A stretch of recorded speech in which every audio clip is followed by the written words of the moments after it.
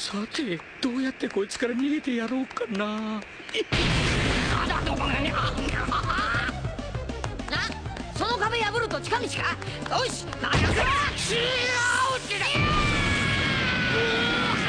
Dua kursi Yonko akhirnya kosong setelah legasinya si Kaido sama Big Mom runtuh di tangan si Luffy, Law sama Kid. Dan ternyata kagak selang berapa lama, dua kursi itu udah diisi lagi. Dan hal ini tuh matahin semua teori-teori yang pernah dijabarin sama para pengkonsumsi kopium yang biasa sosokan ngasih teori siapa yang layak jadi pengganti Yonko tersebut.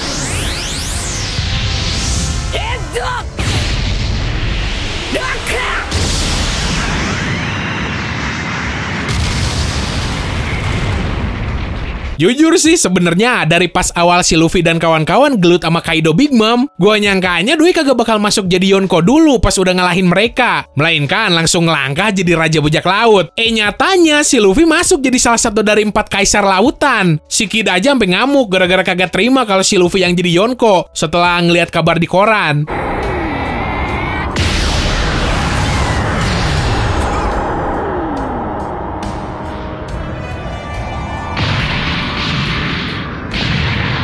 Dan lu tahu gak siapa lagi yang ngamuk? Fanboynya si Mihawk sama para elit yang kagak terima kalau kursi kosong Yonko yang satu lagi diisi sama Lord Badut, yaitu si Buggy. Anjir seriusan, pas gue baca nih chapter juga, gue langsung ngakak. Soalnya bercandaan-bercandaan di sekitar circle fandom One Piece tentang si Buggy yang suatu saat bakal jadi tokoh penting, yang dulu udah ada dari masih zaman Marineford, beneran jadi kenyataan. Ini nih salah satu alasan kenapa dari SMP gue kagak pernah berhenti ngikutin One Piece. Karena penulis atau autornya tuh kagak pernah berhenti bikin cerita yang kagak gampang ketebak. Biarpun ya kadang ada juga cerita yang dipaksain banget, sampai ngeganti nama buah iblis yang udah ikonik dari awal cerita jadi nama yang lain.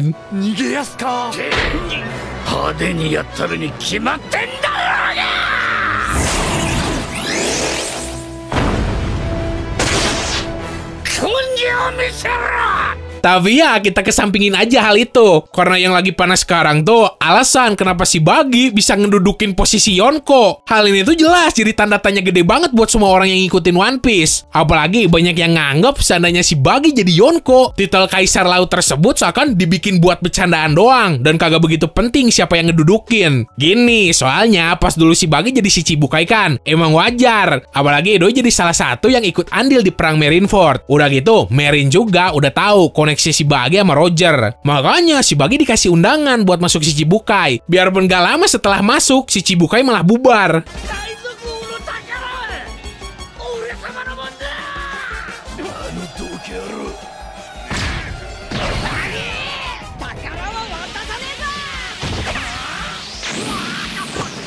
Tanpa punya haki dan kerjanya cuma bisa numbalin orang buat kabur, Lord Badut bisa jadi kaisar. Nah inilah beberapa hal yang gue pikir jadi alasan kenapa si Buggy bisa jadi Yonko.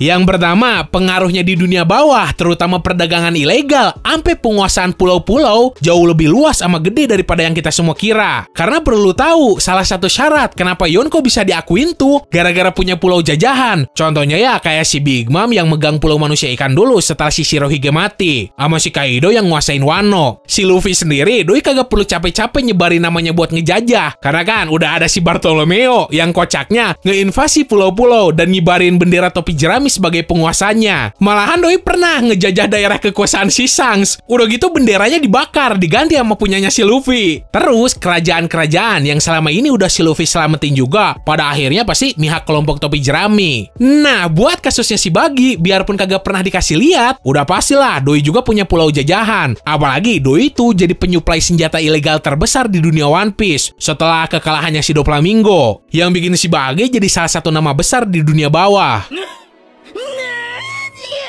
久しぶりだな。俺はてめえに恨みさえあることを忘れんな、シャンクス。Alasan yang kedua, punya jumlah bawahan yang banyak. Seperti yang lo tahu, si Luffy udah punya armada besar topi jerami yang totalnya aja ada 5.640 anggota. Nah, si Buggy dari awal bebas dari Impel Down aja udah punya kru tambahan sampai ribuan, dan kekuatan mereka tuh kagak bisa dianggap remeh karena para anak buah baru si Buggy tersebut mantan tahanan di Impel Down yang justru levelnya ada di atas si Buggy. Shirohige juga pernah bilang seandainya anak buah si Buggy itu jadi lawan Shirohige pasti nyusahin banget. Nah, faktor anak buah ini juga yang bikin si Kid, Law, ataupun Mihawk yang terkenal kagak punya kru, kagak bisa jadi Yonko karena mereka kurang syarat masuk jadi kandidat.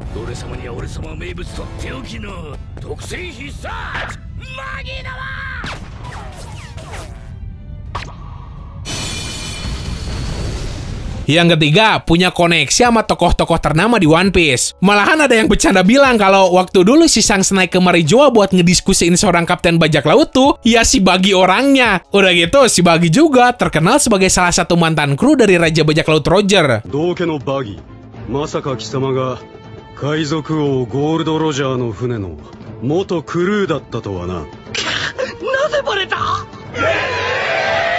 Yang keempat, ada suatu kejadian gede setelah pembubaran sekaligus perburuan si Chibukai berlangsung yang bikin nama si Buggy makin melejit. Bisa aja kan gini, pas si Buggy kabur, Edwin ketemu si Mihawk. Terus si Mihawk yang ngebantai semua Marine. Tapi berhubung si Buggy hokinya kagak ketulungan, akhirnya Marine juga malah nganggep kalau si Mihawk tuh anak buah si Buggy. Dan bisa juga ada bajak laut ternama lain yang secara kagak langsung jadi batu loncatan buat si Buggy jadi Yonko.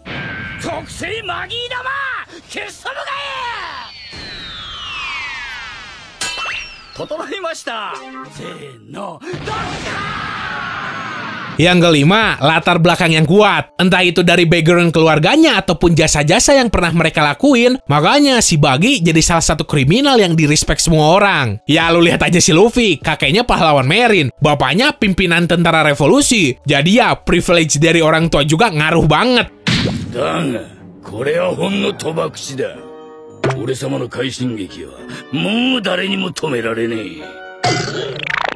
数年後には4個、やさ海賊王に。 Dan satu lagi ada alasan keenam, yaitu punya kekuatan tersembunyi yang ditakutin pemerintah dunia, sekaligus punya efek yang bisa dipakai buat ngancurin dunia, mirip kayak buah gomu-gomu atau yang sekarang dikenal dengan nama buah nika-nika, yang udah jadi target buruan pemerintah dunia dari dulu karena kekuatannya di luar nalar banget. Untuk kasus si Buggy, buah bara-baranya sendiri punya kemampuan yang bikin penggunanya bisa motong-motong bagian tubuhnya jadi sekecil apapun. Ya bisa aja pas awaken kekuatan ini justru jadi overpowered banget.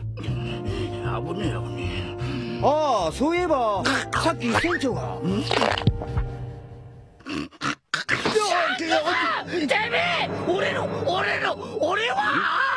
Di titik ini, kayaknya Yonko yang sekarang tuh punya hubungan erat sama si Shanks semua anjir. Yang pertama ada si Teach, orang yang pernah ngelukain si Shanks. Terus ada si Buggy, mantan sahabat sekaligus rivalnya si Shanks. Dan satu lagi ada si Luffy, orang yang secara langsung diwarisin topi jerami sama si Shanks, peninggalan si Roger. Mungkin aja sih nanti beberapa chapter ke depan juga alasan asli kenapa si Buggy bisa jadi Yonko pasti diungkap. Berhubungnya di waktu gua bikinin video, alasannya tuh belum dikasih tahu kenapa. Jadi kita cuma bisa ngira-ngira doang. Nah, menurut pendapat lu sendiri gimana? Si Buggy pantas kagak jadi Yonko? Atau ada orang lain yang lebih berhak dapat posisi ini? Lu bisa langsung tulis aja opini lu di kolom komentar.